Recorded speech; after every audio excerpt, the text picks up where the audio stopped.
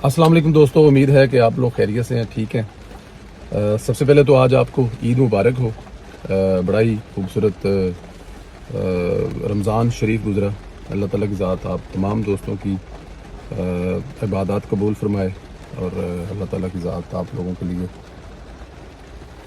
आने वाले रमज़ान ज़िंदगियाँ दे, सेहतें दे और इंशाल्लाह अगले रमज़ान में भी इसी तरह रोज़े रखे जाएँ।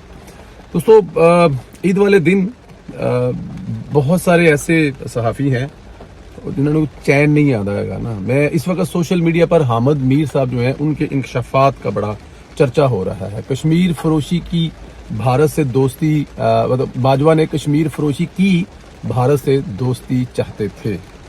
मोदी पाकिस्तान का दौरा करने वाला था, शाह महमूद कुरैशी ने दौरा नाकाम बनाया। हामिद मीर ने यह भी कह दिया कि बाजवा ने कहा कि हमारी फौज नहीं लड़ सकती, टैंकों में पेट्रोल डलवाने के लिए हमारे पास पैसे नहीं है, तो इसमें हमारी फौज कैसे लड़ सकती है। ये वो तमाम इंकशाफात हैं जो कि पाकिस्तान के सबसे बड़े चैनल का दावा करने वाले जो सबसे बड़े सहाफ़ी हैं वो कर रहे हैं, यानी कि हामिद मीर साहब। हामिद मीर के मुतल्लिक ये बताता चलूँ कि हामिद मीर जो है ना, हमेशा वो बात करता है जो इसके कई मालकों में से एक कहलवाना चाहता है। मैं जनरल बाजवा की हमायत हरगिज नहीं कर रहा, लेकिन हामिद मीर के प्रोपेगेंडे को भी नाकाम करना बहुत ज़रूरी है। हामिद मीर कमाल महारत से कश्मीर फरोशी से इमरान खान को बरील जुम्मा करार देना चाहते हैं और सब कुछ बाजवा पर डालना चाहते हैं। ये एक चीज़ जो है वो मतलब यहाँ पे क्लियर करना ज़रूरी है कि बाजवा भी उतना ही जिम्मेदार है और इमरान खान भी इतना ही जिम्मेदार है। हालांकि बाजवा और इमरान खान दोनों ने जिस पे जो ये अभी मुद्दा सिर्फ बाजवा साहब पर डाला जा रहा है ना, उसमें दोनों शरीक हैं, बराबर के शरीक हैं और दोनों के जो अंडरस्टैंडिंग थी कि कश्मीर को जो है वो उसका मसला हल किया जाए, कश्मीर इंडिया को दे के मसला हल कर लिया जाएगा। मैं आपको बताऊं उसके पीछे सोच क्या थी। दोनों की सोच ये थी कि कश्मीर को लेकर पूरी दुनिया जो है ना, इसमें एक हाइप क्रिएट है कि पूरी दुनिया में जो कश्मीर है ना वो कि कश्मीर के मसले की वजह से हिंदुस्तान और पाकिस्तान एक टेबल पर नहीं बैठते, तजारत नहीं करते, इनमें लड़ाई झगड़ा रहता है, इनमें कितनी जंगें हो चुकी हैं। तो ये दोनों की थॉट ये थी कि ये इस मसले को हल करवाएंगे और इसको मसले को हल करवाने के बाद नोबल इनाम के लिए सिलेक्टेड हो जाएंगे। कि जनरल बाजवा साहब को किसी भी आर्मी की तरफ से नोबल इनाम मिला जाएगा कि उन्होंने उनके दलेराना काम की वजह से, और इमरान खान साहब अगले 100 साल के लिए अपने आप को अमर कर जाएंगे, देखो जी हमने कश्मीरियों को तो बेच दिया, कश्मीरियों को दे दिया और उसके बाद उसका रिजल्ट हमें ये मिला है कि पूरी दुनिया में सराहेगी हमें कि अमन कर दिया है और हिंदुस्तान भी हमारी उसमें ज़ाहिर है हमायत करेगा कि हम लोग नोबल इनाम ले लेंगे। ये सोच थी इन दोनों की। तो अब ये कहा जाए कि मैं सिर्फ और सिर्फ हामिद मीर साहब के बकौल के इसमें बाजवा साहब का कसूर है और इमरान खान साहब का कसूर कोई नहीं है, तो मेरे ख्याल में ये ज्यादती होगी। हामिद मीर जिस ब्रीफिंग का जिक्र कर रहे हैं इसका आधा अहवाल बता रहे हैं, पूरा अहवाल मैं बताता हूं और ये भी बताता हूं कि नवाज शरीफ के मौक़िफ़ की कैसे तईद हो रही है हर तरफ से। जो नवाज शरीफ कहता था वो कैसे सच साबित हो रहा है।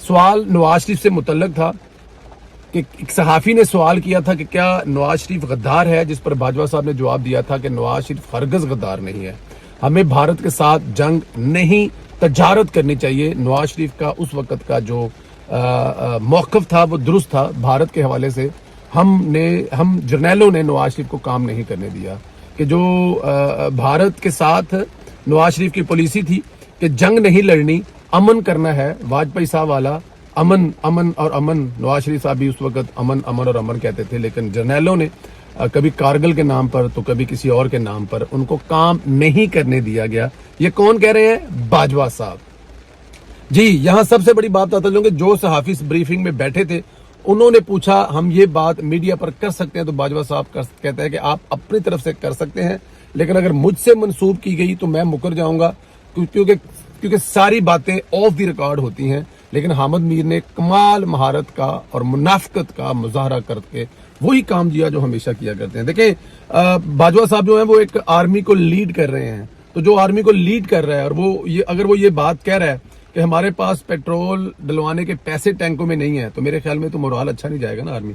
तो ये वो ऑफ द रिकॉर्ड तो बात कर सकता है, लेकिन ऑन द रिकॉर्ड नहीं बात कर सकता। लेकिन मैं टैंकों में पैसे डलवाने वाली बात से भी इत्तेफाक इसलिए नहीं करता کہ جتنا بجٹ باجوہ صاحب نے استعمال کیا ہے 6 سال میں اپنے حفاظت کے نام پر، وہ ایک علیحدہ بحث ہے، اس پر پھر کسی وقت بحث کی جائے گی. لیکن یہ بات بھی جو ہے نا وہ بھی بڑی مطلب کہ بڑی عجیب ہے. جب آپ لوگوں نے ان کے جہاز تو مار گرائے اور اس کے بعد جو ان کے بندے کو واپس دکھانے میں پھرتیاں دکھائیں اور ٹانگیں کاپنے، بڑی لمبی بحث ہے، بہت بحث ہے. لیکن یہاں پہ نواز شریف صاحب کے موقف کی تائید باجوہ صاحب کر رہے ہیں. اور ہم تو شروع سے یہ کہتے رہے ہیں، میں تو کئی دفعہ میاں صاحب سے مل چکا ہوں، اور وہ جو پورا ایک واقعہ ہے، پوری ایک تاریخ ہے واجپئی صاحب سے ملنے کی، وہ ایک پوری تاریخ ہے. اس کے بارے میں اب آپ لوگوں کو میں مطلب کیا بتاؤں اور کیسے بتاؤں. لیکن پھر اس پہ بھی ایک پوری آپ لوگوں سے کسی ٹائم نشست کریں گے اور بتائیں گے کہ میاں صاحب نے کیا کہا. اب ذرا نواز شریف کے موقف کی بات کریں. نواز شریف ہمیشہ سرخرو ہے. نواز شریف نے پہلے دن سے یہ کوشش کی. واجپئی کا جو واقعہ ہے وہ، بلکہ میں آپ کو سناتا ہوں جی. واجپئی صاحب سے جب یہ بات ہو رہی تھی تو واجپئی صاحب پاکستان آ رہے تھے نا، تو بہت زیادہ احتیاط کرنے کا کہا گیا نواز صاحب کو، ملنے میں، پہل کرنے میں، سلام پہلے کرنے میں، جفی ڈالنے میں، کہ جفی نہ ڈالیے گا کیونکہ ہمارے اخبار جو ہیں وہ تو آپ کو اڑا کے رکھ دیں گے، غدار کر دیں گے کہ آپ نے واجپئی سے جفی ڈال لی ہے. شہباز شریف صاحب نے بھی کہا کہ ذرا احتیاط کرے جی. لیکن جب نواز شریف صاحب کہتے ہیں کہ جب واجپئی صاحب تھلے اترے اپنے بس تو انہوں نے گھٹ کے جفی پائی، تو میرے پاس چوائس ہی کوئی نہیں تھی، میں کیا کر سکتا تھا، جفی پانی تھی پھر. لیکن اس کے بعد واجپئی صاحب آئے، پاکستان کا کامیاب دورہ کر کے گئے، اور جانے سے پہلے مینار پاکستان پر یہ کہہ کر گئے، نواز شریف صاحب کی منہ زبانی سنا کہ یہ کہہ کر گئے کہ میں واپس بھارت جا کے اپنے لوگوں کو سمجھاؤں گا کہ بھارت ہمیں مسئلہ کشمیر حل کرنا پڑے گا. اس کی ریزن یہ ہے کہ ہم کب تک لڑیں گے، تجارت کرنی پڑے گی، کیونکہ تجارت سے ہی ملک آگے جا سکتے ہیں. دنیا کہاں سے کہاں پہنچ گئی اور ہم لوگ ابھی تک یہیں پہ پہنچے ہوئے ہیں.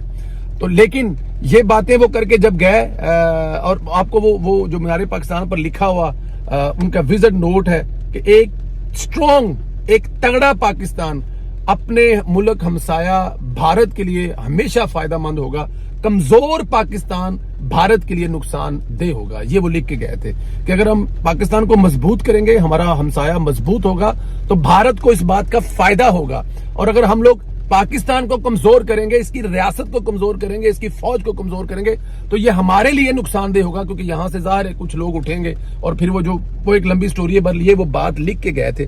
لیکن ہمارے جنرلوں نے جو کیا وہ میرے خیال میں پاکستان کو کمزور کیا، تو بھارت کے لیے نقصان ہوا ہوگا. لیکن اگر نواز شریف کی بات مان لیتے اور پاکستان کو مضبوط کرتے تو آج پاکستان کہیں اور ہوتا. تو حامد میر صاحب جو ہے وہ شروع سے منافق ہیں، وہ منافقت کو لے کے چلتے ہیں. بڑے ٹی وی کے بڑے اینکر ہیں، اس لیے ان کو کہیں جھوٹا ثابت کرنا ہے، وہ جھوٹے ہر جگہ پہ جھوٹے ہیں. اب ہم نے ان کو جھوٹے کیوں ثابت کرنا. ذرا میں چاہوں گا کہ دوسری چھوٹی چھوٹی خبروں کی طرف بھی ذرا ایک نظر ڈالیں.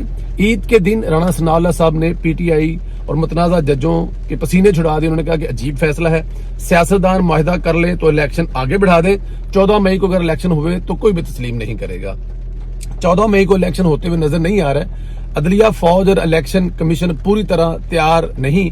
کیا ہی اچھا ہو عدلیہ کہ 15 ججز مل بیٹھ جائیں اور متفقہ فیصلہ کر لیں کہ ملکی صورتحال میں اگلے چند دنوں میں الیکشن کا انعقاد ناممکن نظر آ رہا ہے. یعنی رانا صاحب نے بتا دیا ہے کہ عید کے بعد متنازع ججوں کے ساتھ کھلی جنگ ہوگی، مفاہمت والا سین نہیں ہوگا، کیونکہ الیکشن میں والی ضد سے پیچھے نہیں ہٹ رہے. اچھا، اس میں کوئی دو رائے بھی نہیں ہے کہ جج صاحبان جو ہیں وہ اگر وہ 90 دن میں الیکشن کروانا چاہتے ہیں، یہ قانون کہتا ہے. لیکن اگر سیاستدان مل جل کر بیٹھ جائیں تو وہ چاہے جو مرضی کر لیں، جہاں کی مرضی ڈیٹ رکھیں، ان کو کوئی اعتراض نہیں ہے. بڑی سائنس ہے نا بھائی. اگر آپ کروانا چاہتے ہیں تو کیا اگر 14 مئی کو جو الیکشن ہے کیا وہ 90 دن کے اندر ہے؟ نہیں. تو پھر 90 دن والا یہ جو ڈرامہ کیا جا رہا ہے کیوں کیا جا رہا ہے؟ تو اس لیے یہ آئین کا تقاضا نہیں ہے کہ الیکشن ہو رہے ہیں 14 مئی کو. یہ ججوں اور ان کے لاڈلے کی فرمائش ہے. جج صاحبان چاہتے ہیں کہ وہ اپنے ہوتے ہوئے لاڈلے کو ایڈجسٹ کر جائیں. جی بہت سارے باپ جو ہیں اپنے ہوتے ہوئے بیٹے کو سیٹل ڈاؤن کر کے جانا چاہتے ہیں. بالکل اسی طرح عمران خان کو سیٹل ڈاؤن کر کے جانا مقصد ہے. اب جب ذرا الیکشن کی جانب سے بنائے جانے والے کروڑ روپے کی کہانی پر بھی بات ہو جائے، ساری دنیا جانتی ہے، بچہ جانتا ہے کہ الیکشن نہیں ہو رہا، لیکن پھر بھی عمران خان نے ٹکٹیں تقسیم کیا اور اعلان کیا. آج اس کی سب سے بڑی وجہ جو تھی نا وہ صرف اور صرف پیسے بٹورنا تھے. کروڑوں روپے میں ایک ٹکٹ بیچ کر کمانا تھے، کمائے بھی. نظریے کی رٹ لگانے والے کپتان نے ہر پیسے والے کو ٹکٹ دیا ہے، وہ آپ کے سامنے ہے. اس سارے چکر میں اپنے قریبی لوگ جو नंगे भी हुए उनको भी नजरअंदाज कर दिया। शाह महमूद कुरैशी, फवाद चौधरी, शहबाज गिल, जो नंगा हुआ, जिसने इमरान खान के लिए छित्र खाधे, हमाद अजहर समेत कई लोग जो वज़ीर आला बनने के उम्मीदवार थे, उठाकर खान ने रद्दी की टोकरी में फेंक दिया। फवाद चौधरी का दुख भरा क्लिप तो आपने सुना होगा, जिसमें वो दर्द उनके आंखों से, दिल से, बातों से तकलीफ नजर आने। टिकट मिलनी चाहिए थी लेकिन पता नहीं क्यों मिली।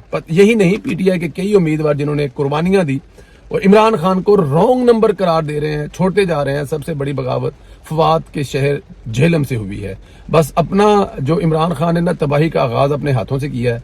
इमरान खान का मकसद पैसे समेटना है, चाहे वो चंदे के हों, चाहे वो फंड के हों, चाहे वो टिकटें बेच के इकट्ठे करना, इसके अलावा कोई मकसद नहीं। तो ये जो यूथी कहते हैं ना कि इमरान खान सब कुछ तो हो सकता है, बेईमान नहीं है, मेरे ख्याल में उन यूथियों का जो इलाज है ना वो जरूर होना चाहिए, क्योंकि इमरान खान से बड़ा बेईमान आपको कोई नजर नहीं आएगा। आपके सामने है कि जो बेचारे वहां पर 2 महीने बनी गाला में जलील होते रहे, सारे के सारे घर बैठ के रहे। अब कहा जा रहा है कि सोशल मीडिया के एतराज है या सच है कि वो जो रिमल अली है खुसर फुसर, उसको टिकट दे दिया गया है। और सुन ये रहे हैं कि आयला मलक कह रही है कि जी मैं म्यार पर पूरी नहीं उतरी तो इसलिए मुझे टिकट नहीं दिया गया। अब अगर रिमल अली को टिकट दे दिया गया है और आयला मलक को टिकट नहीं दिया गया, तो फिर आप इमरान खान का म्यार टिकट देने का है क्या? ये भी तो एक बहुत बड़ा सवालिया निशान है। लेकिन आने वाले दिनों में ये इलेक्शन कोई नहीं होने, और जिन्होंने पैसे दिए उनके पैसे 0-0 हो जाने हैं। और फिर जब दोबारा इलेक्शन होंगे, इमरान खान साहब दोबारा फिर स्कैनिंग करेंगे, दोबारा फिर पैसे इकट्ठे करेंगे, 2-2 दफा दिहाड़ी लगाएंगे एक इलेक्शन में। इमरान खान साहब इजाजत दें, ख्याल रखें, बहुत शुक्रिया।